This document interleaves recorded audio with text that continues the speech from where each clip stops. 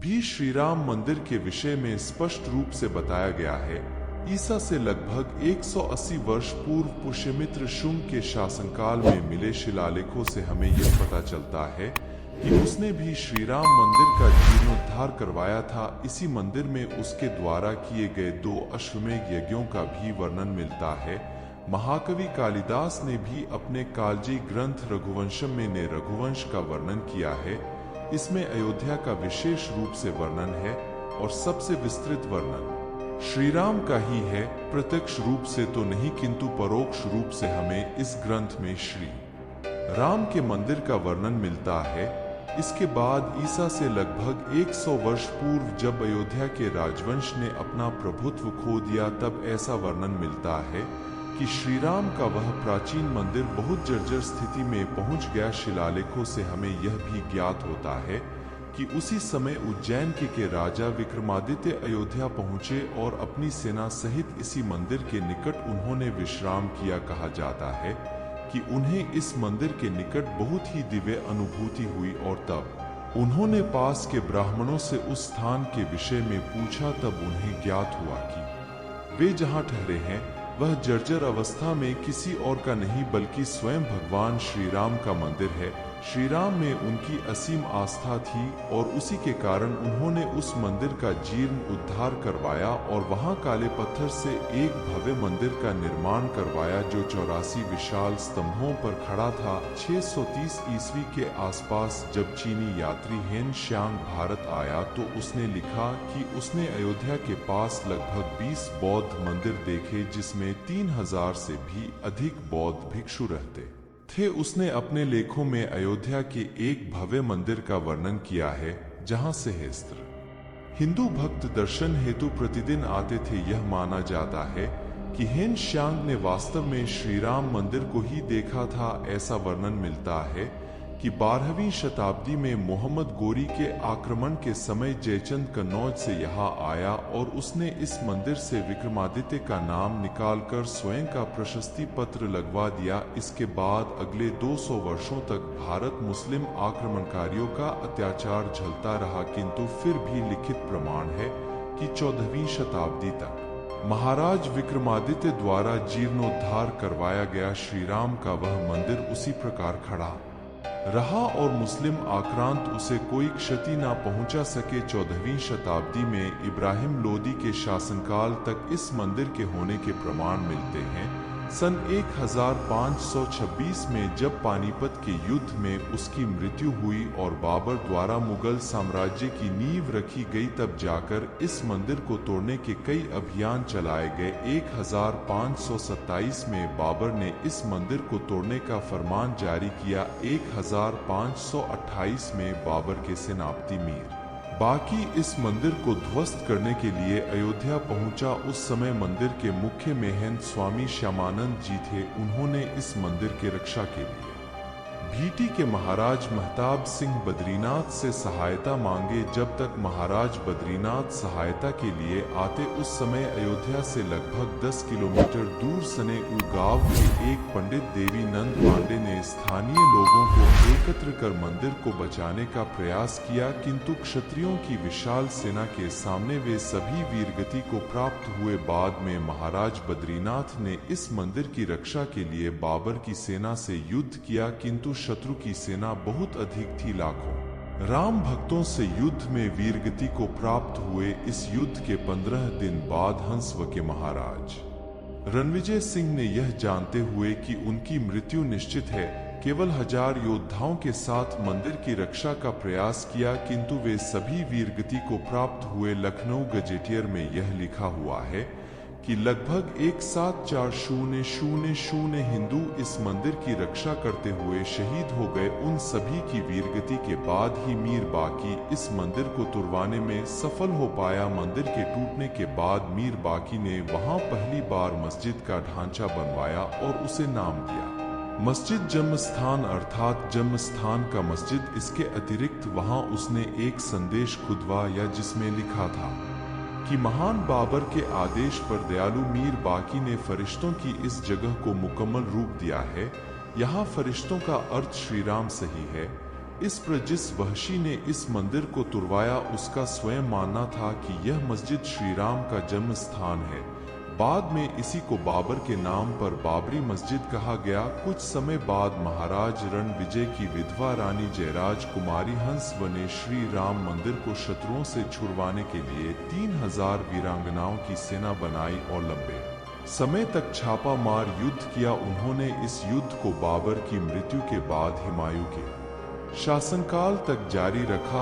उसी काल में स्वामी महेश्वरानंद ने सन्यासियों की एक सेना बनाई और रानी जयराज कुमार हंसव का युद्ध में साथ दिया। कहा जाता है कि कुछ समय तक उनकी और रानी की सेना ने मंदिर को मुगलों के चंगुल से छुड़ा भी लिया, किंतु बाद में हुमायूं ने इसे अपनी प्रतिष्ठा का प्रश्न बना लिया और इस मंदिर जो उसके लिए मस्जिद था उस पर अधिकार के लिए अपनी पूरी शक्ति झोंक दी। अंततः हिंदुओं की छोटी सेना के सभी राम भक्तों ने इस मंदिर की रक्षा के लिए अपना बलिदान दे दिया और एक बार फिर से उस पर मुगलों का कब्जा हो गया। उसके बाद भी अनेकों हिंदू वीरों ने बार बार उस मंदिर के उद्धार के प्रयत्न में अपने प्राणों का उत्सर्ग कर दिया। यह क्रम अकबर के काल तक चलता रहा। उस बार बार होते युद्धों से अकबर इतना घबरा गया कि बीरबल और टोडरमल के कहने पर उसने खस की टाट से उस मस्जिद के चबूतरे पर 3 फीट का एक छोटा सा राम मंदिर बनवा दिया। उसके पुत्र जहांगीर और पोते शाहजहां ने भी हिंदू विद्रोह पुनः शुरू होने के डर से उस राम मंदिर को वही रहने दिया। पर जब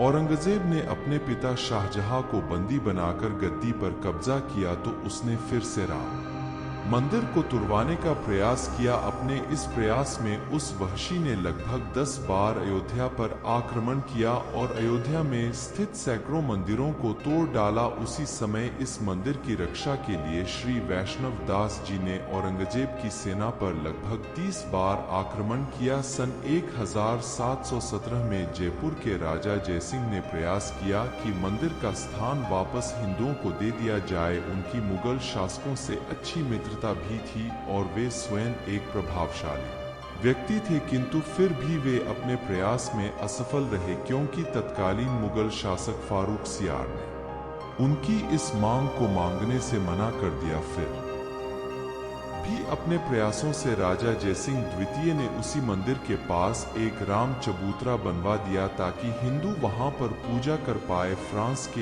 एक पादरी जोसेफ टिफर ने, जो स्वयं उस समय भारत में मौजूद थे, 1788 में लिखे गए अपने पुस्तक में इस बात का खुलासा किया है कि बाबरी मस्जिद श्री राम मंदिर को तोड़कर ही बनाई गई है और उनकी इस पुस्तक में इस राम चबूतरे का भी उल्लेख है। सन 1813 में हिंदुओं ने अंग्रेजों से इस स्थान को हिंदुओं को वापस देने के लिए कहा। उस समय की अंग्रेज सरकार इतनी सशक्त नहीं थी, फिर भी उन्होंने जो जांच की उस रिपोर्ट में उन्होंने साफ तौर पर मस्जिद के आसपास मंदिर की वास्तुकला होने का उल्लेख किया। सन 1897 में अवध के नवाब नसीरुद्दीन हैदर शाह ने इस मंदिर पर अधिकार कर लिया। तब राम जन्मभूमि की स्वतंत्रता के लिए स्थानीय लोगों ने मिलकर एक सेना बनाई और अवध की सेना पर 3 बार आक्रमण किया। तीसरे आक्रमण के बाद उन्होंने नवाब की सेना को खदेड़ दिया और मंदिर पर हिंदुओं का पुनः आधिपत्य हो गया। उसके कुछ समय बाद दिल्ली के सुल्तान अकबर शाह और अवध के नवाब नसीरुद्दीन हैदर शाह की सम्मिलित सेना ने अचानक ही जन्म स्थान पर आग रमन कर हिंदू का नरसंहार आरंभ किया। स्थानीय हिंदुओं की सेना उस विशाल सेना के सामने कुछ भी नहीं थी, किंतु फिर भी उन्होंने अपनी अंतिम श्वास तक शाही सेना का सामना किया और वीरगति को प्राप्त हुए। हजारों राम भक्तों के शव गिरने के बाद ही शाही सेना उस मंदिर पर पुनः अधिकार प्राप्त कर सकी। 1838 में एक अंग्रेज पुरातत्ववेत्ता मोंटेग मेरी मार्टिन ने एक जांच की और अपनी रिपोर्ट में उन्होंने इस बात का खुलासा किया कि जिन स्तंभों पर बाबरी मस्जिद खड़ी है वो स्तंभ वास्तव में मंदिर के ही स्तंभ है।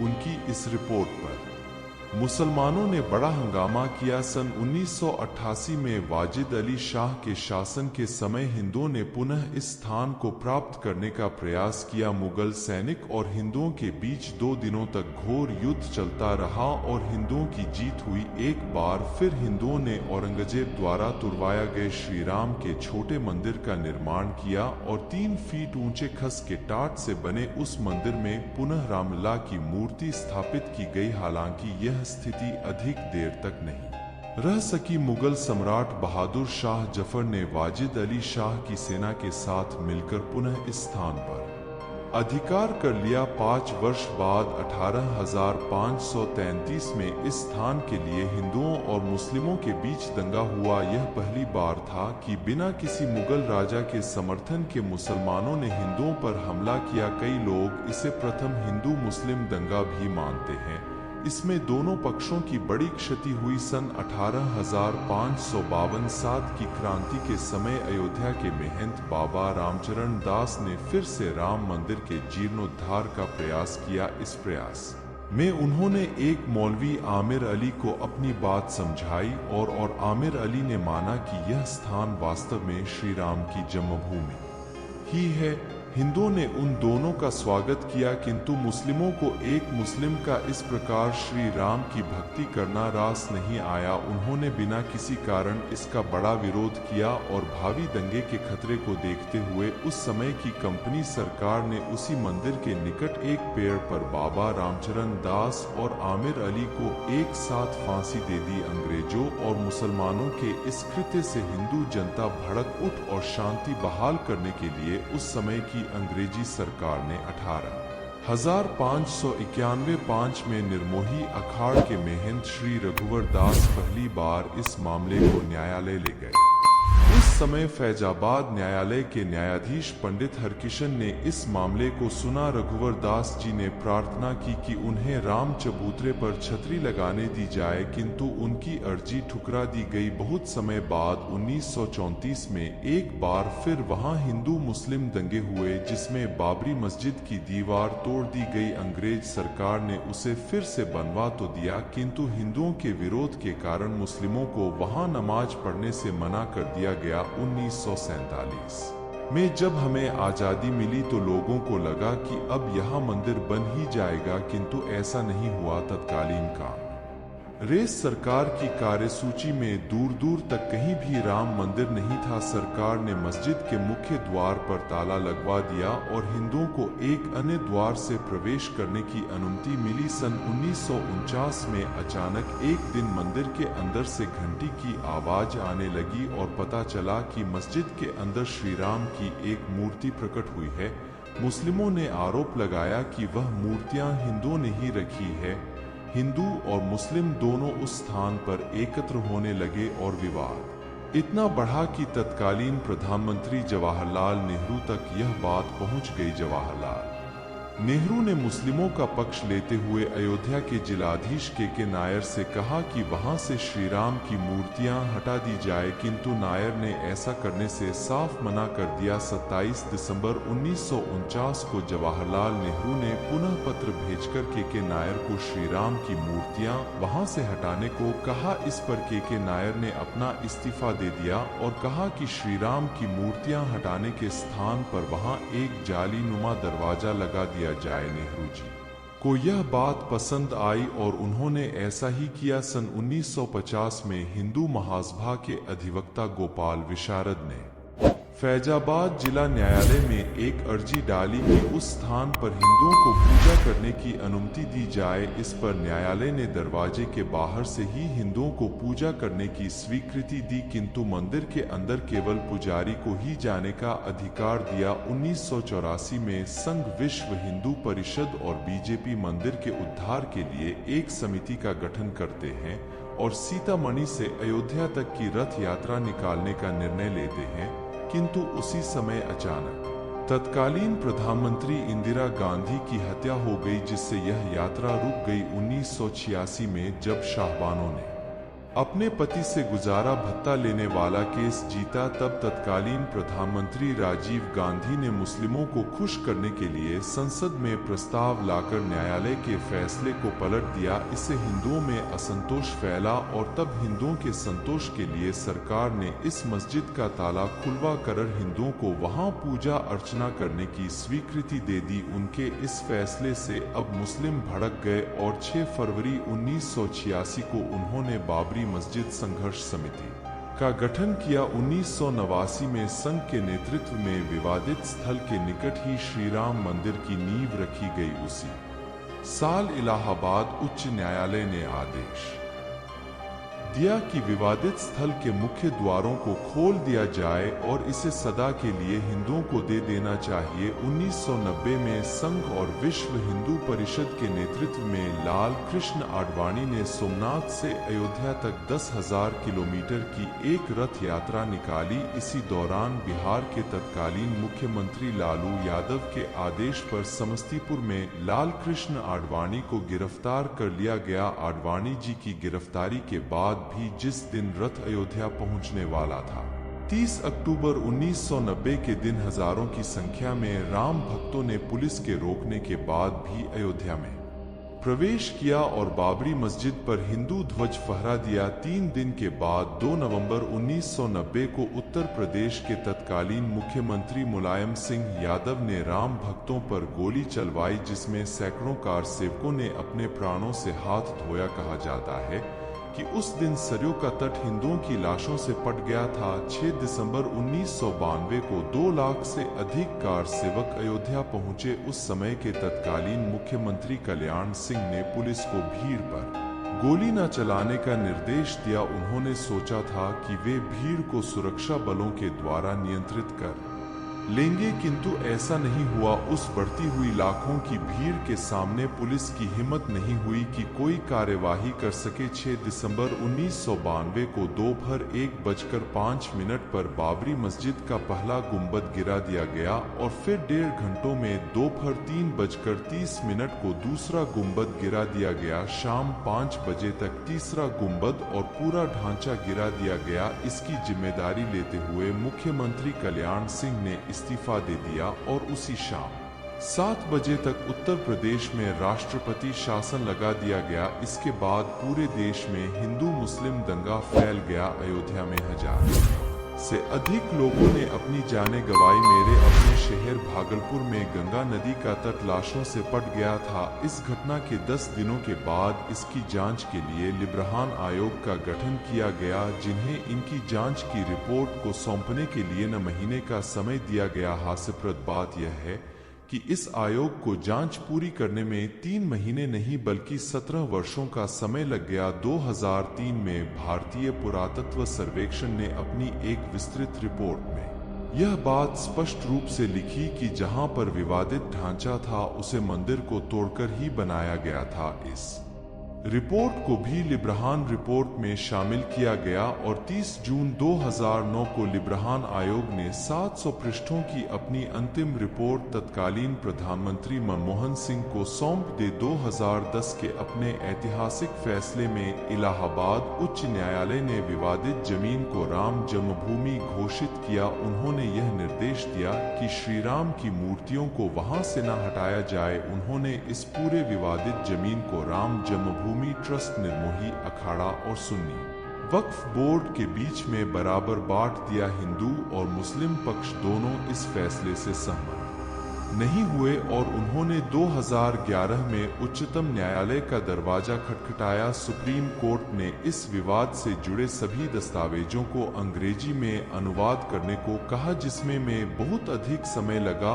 और वर्षों तक इसमें कोई सुनवाई नहीं हुई। अंततः 9 नवंबर 2019 में उच्चतम न्यायालय ने अपना अंतिम फैसला सुनाते हुए पूरी विवादित भूमि को राम जन्मभूमि ट्रस्ट को दे दिया। इस प्रकार 491 वर्षों के अथक संघर्षों के बाद राम जन्मभूमि पुनः हिंदुओं को प्राप्त हुई। फिर 5 फरवरी 2020 में ट्रस्ट का गठन होता है और मंदिर का निर्माण आरंभ होता है और अब कुछ दिनों के बाद 22 जनवरी 2024 को अयोध्या में श्री राम के भव्य मंदिर का उद्घाटन होने जा रहा है तो इस प्रकार यह श्री राम मंदिर का पूरा इतिहास है।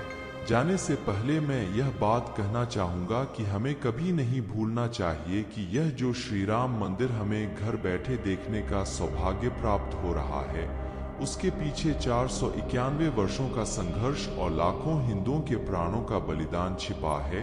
तो आइए हम सभी गौरव का अनुभव करेंगे। हमें अपने जीवन काल में श्री राम मंदिर को देखने का सौभाग्य प्राप्त हो रहा है।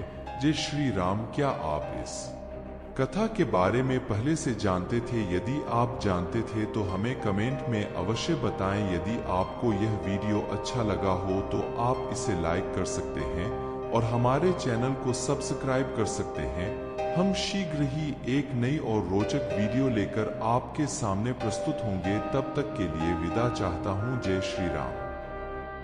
उन्होंने ही सर्वप्रथम अयोध्या में श्री राम का मंदिर बनवाया। मुलायम सिंह यादव ने राम भक्तों पर गोली चलवाई। श्री राम के दूसरे पुत्र लव और श्री राम के अन्य भाइयों के वंश बहुत अधिक समय तक नहीं चले। 174000 हिंदू इस मंदिर की रक्षा करते हुए शहीद हो गए। बाबा रामचरण दास और आमिर अली को एक साथ फांसी दे दी व जवाहरलाल नेहरू ने पुनः पत्र भेजकर के नायर को श्री राम की मूर्तियां वहां से हटाने को कहा जाता है कि उस दिन सरयू का तट हिंदुओं की लाशों से पट गया था। नमस्कार मित्रों, जय श्री राम। हम जिस वर्ष में जी रहे हैं वो बहुत ही महत्वपूर्ण है, क्योंकि इसी वर्ष अयोध्या में श्री राम मंदिर की प्राण प्रतिष्ठा होने जा रही है।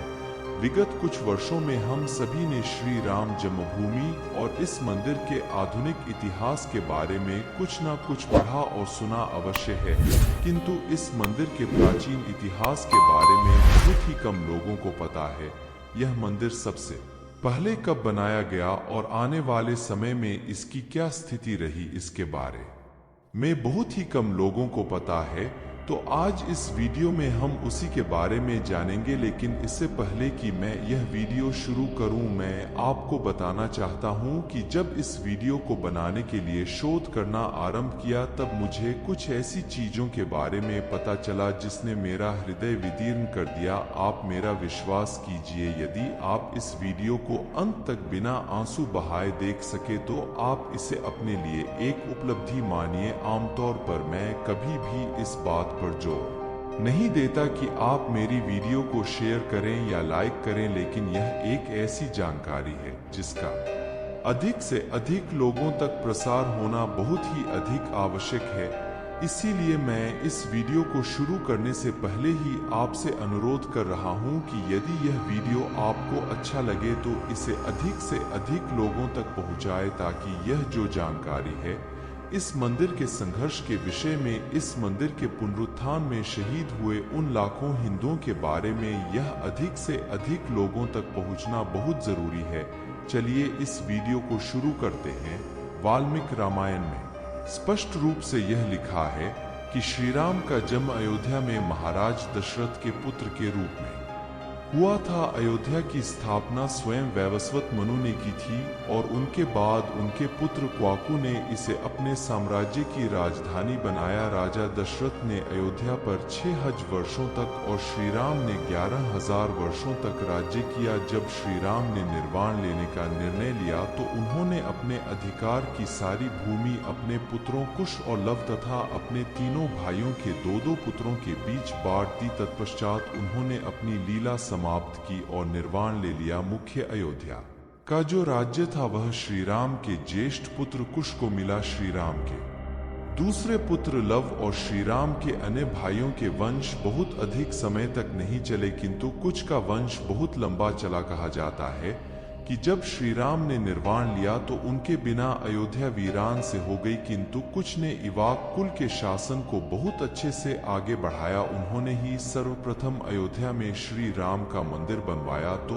आज हम जिस मंदिर की बात करते हैं उसकी नींव त्रेता युग में श्री राम के ज्येष्ठ पुत्र द्वारा रखी जा चुकी थी। उसके पश्चात 31 पीढ़ियों तक विभिन्न राजाओं ने कौशल साम्राज्य पर शासन किया और अयोध्या ही सदैव कौशल देश की राजधानी रही। हालांकि उस समय तक सूर्यवंशियों का प्रभुत्व वैसा नहीं रहा जैसा कि श्री राम या उनके पुत्रों के समय था, किंतु फिर भी कौशल सदैव एक शक्तिशाली राज्य और महाजनपद के रूप में सम्मानित रहा। तब तक श्री राम के मंदिर का अस्तित्व और महत्व जस का तस बना रहा। इसके बाद कुछ से 32वीं पीढ़ी में वह राजा आए जिन्होंने एक अन्य महाकाव्य में सूर्यवंश का प्रतिनिधित्व किया। वे राजा थे बृहदबल, जिन्होंने समस्त आर्यावर्त के राजाओं की भांति ही महाभारत के युद्ध में भाग लिया। उन्होंने कौरवों की ओर से युद्ध किया और युद्ध के 13वें दिन वे अभिमन्यु के हाथों वीरगति को प्राप्त हुए। बृहदबल के बाद उनके पुत्र बृहदशन ने अयोध्या का राज्य संभाला। हालांकि उनके बाद कौशल प्रदेश धीरे धीरे अपना प्रभुत्व खो रहा, किंतु फिर भी राम मंदिर का अस्तित्व सदैव बना रहा। बृहदबल से 23 पीढ़ियों के बाद अर्थात कुछ से 55वीं पीढ़ी में